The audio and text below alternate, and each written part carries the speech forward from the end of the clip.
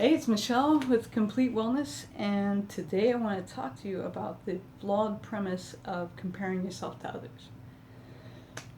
First of all, I see it more often than not in financial situations. So, your buddies are going out every weekend, and you don't understand how they can afford it, but they live in a one-room apartment with 5 other people, and you don't. Or the people who you don't know, someone who's making $1 million a year, driving a Mercedes and living in a big house, might be in debt $2 million.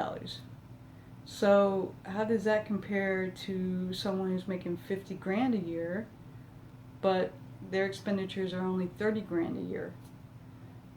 How much better off is the one making way less money than the one who's in debt up to their eyebrows? So, having things may be pretty on the outside, but you don't know what kind of stress. Or maybe it's they got it, but they're out of the country all the time and they're working 90% of their waking life, so they can't enjoy it. I mean, okay, is that really the life you want? You want the yacht and you want to be able to travel, but you don't see that when they travel, it is 90% work. They have no time to enjoy wherever they were. They get off the plane, they don't even know where they are. They just start speaking a different language, whoever's talking to them. So it's not like they got to enjoy it. Yeah, you went to Europe. Someone got to enjoy it, but you didn't. Or like I said, you're making 100 grand a year and you got 100 grand in debt, 100 grand of expenditures, and I'm making half that. But my expenditures are only 30 grand. I'm way better off than you are. Yes, you may make more money than me, but I have a lot more breathing room in my spending. I can go on vacation. I'm not, maxed out on credit cards at 20%, APR. Not to get too sidetracked. You drive down the road and you come to the stoplight and you look over and there's a Lexus or there's a BMW and you're driving a beater, but your bills are paid. You don't know their situation. I mean, was it the crisis back in 2008 where there were people literally jumping out of buildings to their death because they were so royally screwed financially. Like the whole world just got turned upside down.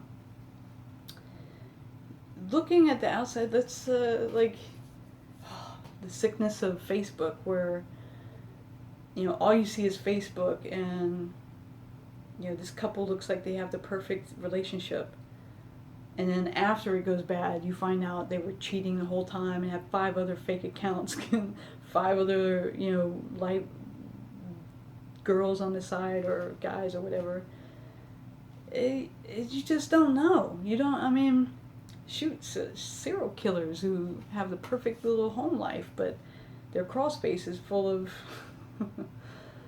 You can't judge yourself based on surface data. You don't know. Even if you think you know, they're a neighbor or they're a buddy of yours. You don't know they don't go home and argue with their wife. Maybe they just don't tell you about it. But they look like they have the perfect marriage. And there's also, but it's particularly annoying, the people who are at the ready with advice to give, but their own life sucks. Like, I'm going to take relationship advice from you, and you guys fight and fuss, or you have no relationship at all, you don't see each other, you avoid each other like the plague, and you're going to tell me what to do or not to do? Or, I tell you what, I like Dave Ramsey as a financial advisor, because I was going to say, taking advice from, would you take financial advice from someone who was going through bankruptcy? I wouldn't, unless they were someone like Dave Ramsey, who has gone through it and come back from it. Like, because there's a lot to be said from having gone through the experience of losing everything and then building it back up. So now you've seen both sides of it, and but the one who did it all wrong and isn't correcting it and is trying to tell you the same tricks that got them in their mess. Stay in your lane, people. Run your race. I tell you what, a lot of your life's problems can be solved by minding your own business. Staying in your lane. Start to swerving, that's not my business. You're seeking advice, I'm going to tell you as technically as I can the answer. If it's calling for opinion, you're not going to like it. I'm always going to preach accountability. I've done it wrong. I have, from relationships to investments, I've done it wrong. So I know what not to do. I'm still not going to tell it to you unless you want to know, unless you come to me. They may fight themselves to sleep every night. It may be a house of horrors behind that door. You don't know. I mean, I was an MP for a substantial amount of time, and there were people I knew, on base that I never would have thought. We get those domestic calls. So anyway, I'm just, you're, even when you think you're comparing yourself, equivalently, you don't know. You can never know another person's life the way you can know your own. It serves no purpose other than making you feel like shit. And why would you? If the only person you're competing with is you only become better. As a personal trainer, I used to see people picking out pictures of celebrities or fitness models, and that's what they wanted to look like. And to some degree, you can change, you can manipulate your body to look a certain way, but you serve yourself better when you have a picture of you back. Maybe it was when you were 20 and now you're 40, but it's a picture of you. You did look like that at one time, and you're focusing on being a better you. You did it, and you can do it. The mechanics of your body, you can do it. But so I always, an effective tool for me was putting up pictures of myself whenever I felt, out of shape or just not the way I wanted to look. And I know that I looked better maybe 6 months ago or a year ago or whatever. And so I put that up because the only person you should be in competition with is yourself. This whole life is about betterment and improvement and development and how much better you can be, smarter, stronger, more well-versed, maybe whatever your passion is. Like if you're a musician as your heart, becoming a better musician. If you like video games, becoming better at that, whatever it is, better golfer, whatever, surfer, whatever your passion is, following that and making that better, rather than a friend who you think has it all figured out. Bettering yourself, being the best that you could be. That's where you want your focus to be. That's where it benefits you most. It doesn't benefit you have your eyes on the neighbor or your buddy's girlfriend. Oh, if my girlfriend was like her girlfriend. You don't know. And second of all that time that you are spending and energy focusing on them, why aren't you digging into something to help yourself? Unless you're studying someone who's proven to be successful in the area that you're looking. So, yeah, if you're looking to be a better writer and you study the people who are already great writers and their pitfalls and their story, okay, good. But when you're looking at someone who just says that they're something, you only view them through social media,